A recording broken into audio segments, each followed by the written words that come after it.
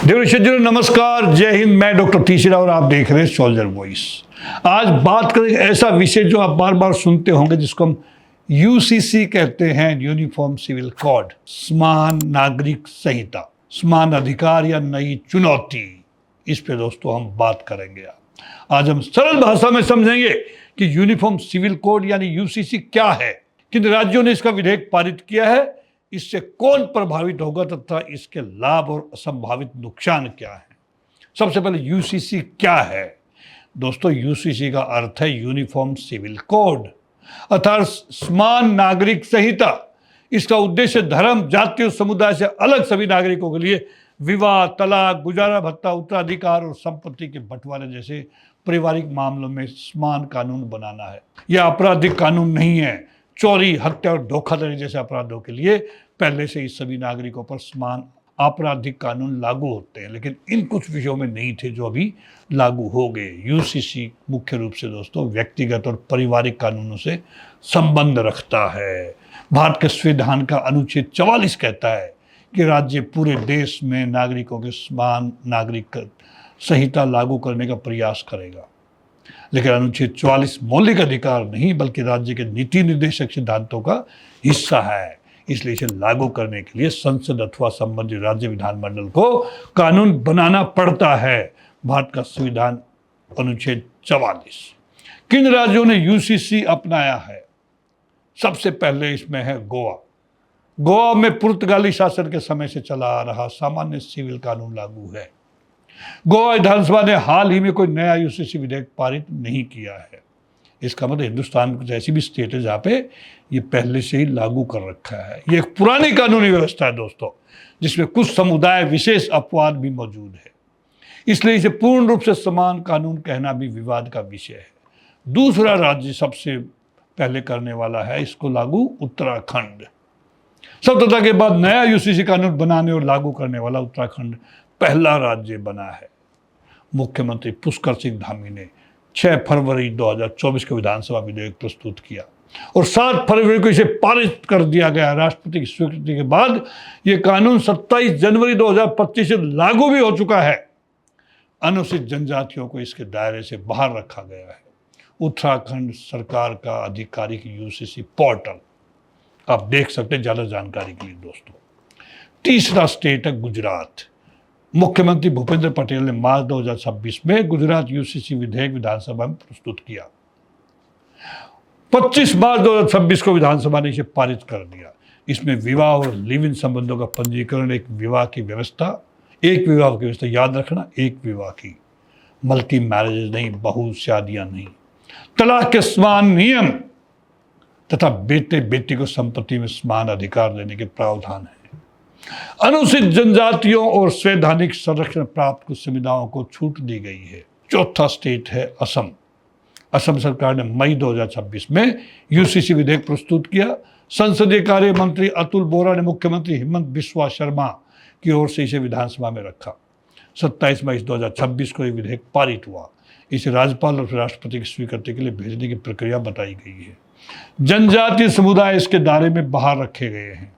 आकाशवाणी समाचार के माध्यम से हमें खबर पता लगी दोस्तों। ये इसका एक अथॉरिटी है। 5वां राज्य है मध्य प्रदेश।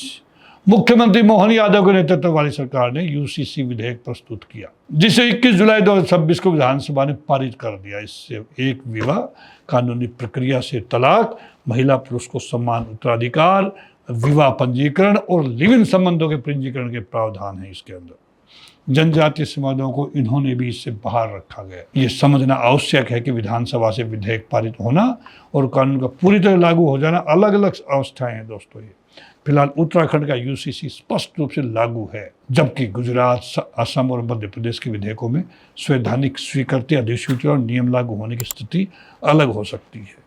अब इसे कौन प्रभावित होगा, किस लोगों को चिंता है इसकी, क्योंकि इसके बारे में काफी विरोध भी हुआ है। यूसीसी का सबसे अधिक प्रभाव उन नागरिकों पर पड़ेगा जिनके विवाह, तलाक और उत्तराधिकारी अभी धार्मिक पर्सनल लॉ से तय होते थे, जैसे मुस्लिम समुदाय के। मुस्लिम समुदाय में बहुविवाह, निकाह, तलाक और विरासत के नियम, हिंदू संयुक्त परिवार तथा कुछ पारंपरिक उत्तराधिकार व्यवस्थाएं।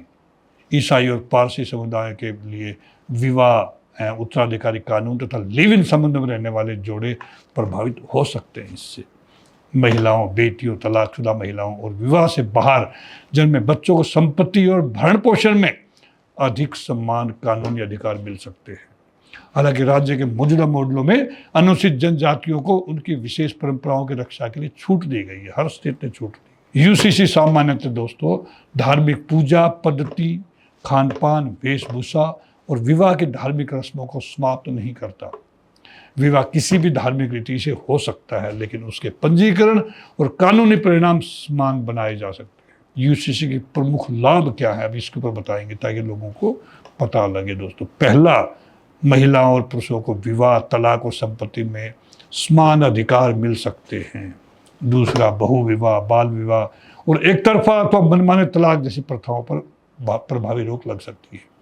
तीसरा, अलग अलग व्यक्तिगत कानूनों के कारण होने वाली कानूनी उलझन और मुकदमों में भी कमी आ सकती है। चौथा, इसका विवाह और लिव इन संबंधों का पंजीकरण महिलाओं और बच्चों को कानूनी सुरक्षा दे सकता है। दोस्तों, पांचवा लाभ, समान नागरिकता तथा कानून के सामने बराबरी की भावना मजबूत हो सकती है। अब संभावित नुकसान क्या, लोग चिंता कर रहे हैं कि इसके लागू होने से ये नुकसान होंगे, उनको भी एक बार देख लेते हैं। दोस्तों, आलोचकों का कहना है कि भारत की धार्मिक और सांस्कृतिक विविधता को एक ही कानून में बांधना कठिन है। अल्पसंख्यक समुदायों को आशंका है कि इससे उनकी धार्मिक पहचान और व्यक्तिगत कानून कमजोर हो सकते हैं। जनजातीय परंपरागत समुदायों की विवाह व संपत्ति संबंधी प्रथाएं अलग हैं। पर्याप्त संवाद के बिना कानून बनाने से सामाजिक विरोध पैदा हो सकता है, ये लोगों का, आलोचकों का कहना है। ये लिव इन संबंधों का अनिवार्य पंजीकरण निजता और व्यक्तिगत स्वतंत्रता के प्रश्न भी खड़े करता है। साथ ही अनुसूचित जनजातियों सहित कुछ समूहों को छूट दी जाती है तो इस सवाल बना रहेगा कि संहिता वास्तव में कितनी समान है। अंत में दोस्तों, इसका यूसीसी का वास्तविक उद्देश्य केवल एक देश एक कानून कहना नहीं, बल्कि हर नागरिक को समान न्याय दिलाना होना चाहिए। इसे किसी धर्म के विरुद्ध राजनीतिक हथियार नहीं बनाया जाना चाहिए। व्यापक जनसंवाद, महिलाओं की भागीदारी, अल्पसंख्यकों और जनजातीय समुदायों का विश्वास तथा संविधान को समानता, धार्मिक स्वतंत्रता और निरात के अधिकारों के बीच संतुलन बनाना, यही एक न्यायपूर्ण यूसीसी की कसौटी होगी। आपके क्या राय है दोस्तों, क्या पूरे भारत में यूसीसी लागू होना चाहिए या पहले सभी समुदायों के व्यापक संवाद किया जाना चाहिए? कमेंट करके अवश्य बताएं। अगर आपको वीडियो अच्छी लगी, इन्फॉर्मेशन अच्छी लगी तो इसको लाइक करें, शेयर करें, सोल्जर वॉइस चैनल को सब्सक्राइब करें। जय हिंद।